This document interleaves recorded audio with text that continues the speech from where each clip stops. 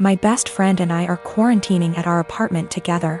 She's trans and has had trouble growing her hair out, so she wears wigs. She has some really cute ones in other colors that she wears for fun and stuff. But she has a standard everyday wig she wears most of the time. Lola never got the traditional girly childhood, so we've been making one for her in quarantine. We built a fort in the living room, have been making friendship bracelets, playing summer camp-style games. It's a lot of fun. Last week, Lola mentioned to me that she wanted to start a quarantine diary so that she could document her experiences for future generations. I actually thought it was really cool, and then we got on the topic of journaling and I told her about my first diary. One of those flismy lock diaries that every girl had as a kid. We bought matching ones as part of our Give Lola Her Childhood Back crusade. They took a little while coming in, but we got them on Friday. Saturday night, some of our friends from college decided to do an impromptu girls' night in. Lola was in the shower, so I answered the Zoom without her. Lola is not out to anybody at our college and I respect that. This is her fresh start and she has a right to decide when she wants to come out to these people, if at all. I know I wouldn't 100% trust some of the people at our school with something as personal as this. We were talking about what we've been doing in quarantine and I mentioned that we had gotten the diaries. I said it was for the nostalgia and they wanted to see the diaries. We left the box in Lola's room, so I went in to show them. Lola and I go into each other's rooms all the time, we're basically sisters to one another, and it's just about second nature. When we were younger, we had keys to each other's houses. I didn't think anything of it. I flipped the camera to show the diaries and didn't flip it back. I got distracted by a cute choker on her dresser and forgot that the camera was flipped back / there was anything to hide. They knew Lola has worn wigs out to parties / the club / etc., but her everyday wig was right out in plain view, and one of our nosier friends asked what the new wig was. I completely blue-screened and someone else realized that it was Lola's hair. I genuinely had nothing to say. They were asking why Lola wore a wig and I had no explanation. I didn't want to out her. Someone else came to the conclusion that Lola must have cancer or alopecia or some other horrible thing that causes hair loss. They've decided that she was just too embarrassed to say, and they all started going on about poor Lola, etc. I just didn't know what to say and I said it wasn't my place to confirm / deny. I hung up and immediately told Lola. I apologized profusely, and I know how badly I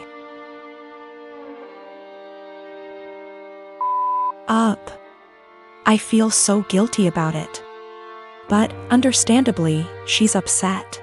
Now, she's being forced to decide whether or not to out herself. Lola, understandably, doesn't want to lie about having some serious disease and people are already trying to show support. At the same time, though, she doesn't want to have to come out. I don't know what to do. I want to support her, but she doesn't want to even see me right now. I met this guy in January and he became my boyfriend in February. Comes March, the world goes down the drain and we decided to move in together for the time of the pandemic. A few weeks ago, he shows me a post where this guy is challenged to an arm wrestling competition by his GF. The guy didn't seem to have any sort of training / workout, whereas his girlfriend did. I commented he might have a surprise. My boyfriend started educating me on biology and how men are stronger than women. I told him there were way too many factors to take into consideration to make such a broad comment. I have been doing weightlifting for 2 years and my boyfriend has never seen a gym in his life, so I used us as an example. That was a big mistake. He got really defensive and condescending, and made comments like, "That's cute." I just let it go. Fast forward to yesterday. He's playing some game with his friend, online, and I can clearly hear him talk about me. Well, curiosity killed the cat. At first it's all pretty and my ego is bursting, but then he says I'm delusional because I think I'm stronger than him. Pause. Seriously? I know I'm weak but not weaker than a girl. So later, I decide to call him on his BS. I asked him if he wanted to come work out with me the next day, this morning, so he can show me how strong he is. He accepted and I was happy because I had been dying to bring him and initiate him to something I'm passionate about. So, this morning, we went to my friend's garage. My region allows groups of 10 or less and we wipe everything. I told him we're gonna do deadlifts.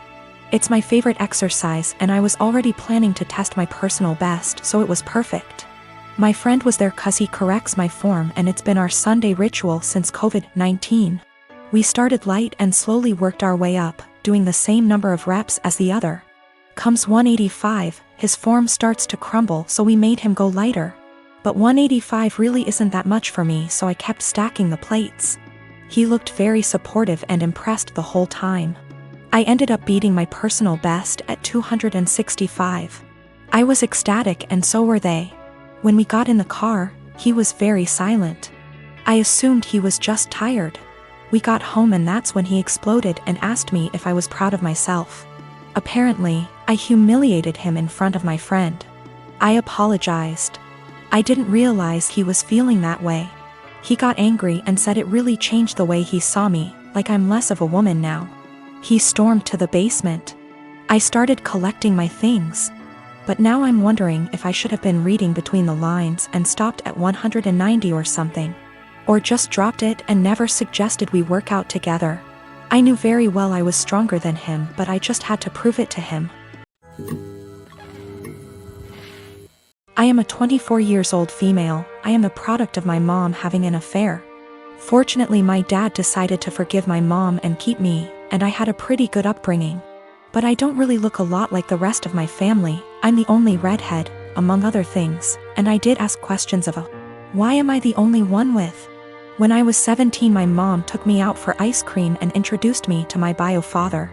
She said that she felt I was old enough to know the truth, and explained about her affair, while also making me promise I wouldn't tell my older sister, she's 27 in the present, and hammering home along with my bio father that he'd never be part of my life and didn't want me.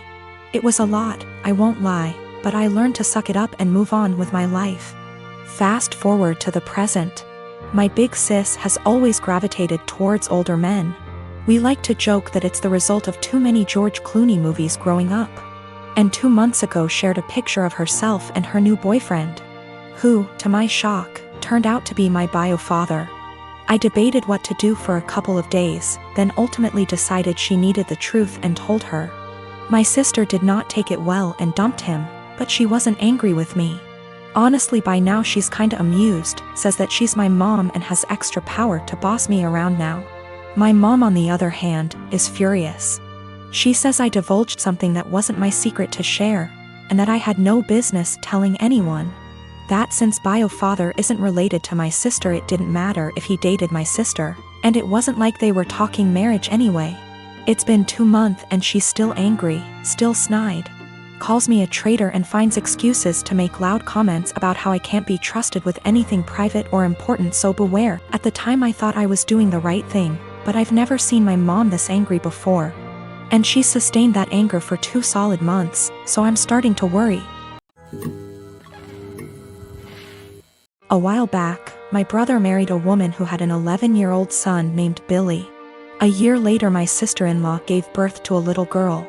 2 years later, she gave birth to a boy. Billy, who was 14 by this time, was treated like an outsider. My sister-in-law and brother saw him as a burden who spoiled their picture-perfect family. If you asked my sister-in-law how many kids she had, she would say 2. Billy started acting out. He got involved with a bad group of kids and started getting into trouble. He started failing all of his classes. He eventually got into drugs and was suspended from school. My brother and sister-in-law were fed up with him. I asked my brother if Billy could spend the summer with me and my husband. We have a hobby farm and I thought maybe getting away from his life for a while could help him some. Well, they were more than happy to get rid of him, my SIL's words. It was kind of rough the first few weeks. He had a lot of anger issues. But my husband kept his hands and mind busy doing work on the farm. And we both made sure that he knew he was loved and wanted. By August, he was a totally different kid. He wanted to keep living with us, but my sister-in-law insisted that he come home. After 2 months, he went back to his old ways due to his parents' indifference. They ended up sending him back to us and he lived with us throughout high school. He ended up being an A/B student and kept with a really great group of kids. He got involved in baseball and got a scholarship to a local university.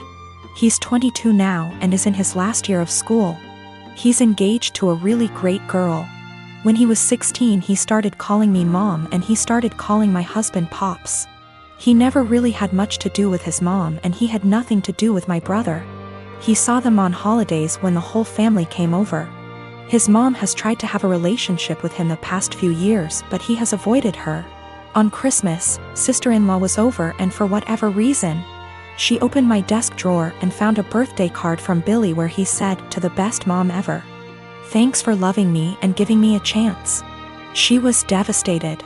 She ended up texting Billy, confronted him and asked him if she would be presented as mother of the groom at his wedding. He told her that he no longer considered her his mom and wasn't even sure if he wanted her at the wedding at all.